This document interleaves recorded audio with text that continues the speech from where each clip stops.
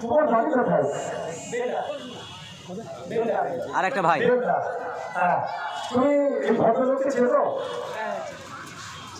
চিনি না?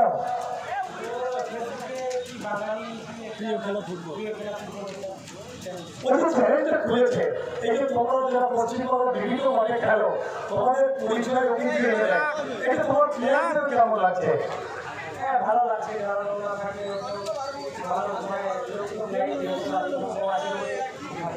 এই যে তুমি আজকে এই মাঠে জানাতে পারছি নির্বাচিত হলে, ওটা ভারতবর্ষের নেট তোমাকে দেখলো, এর জন্য ওকে কিন্তু ধন্যবাদ জানাবে।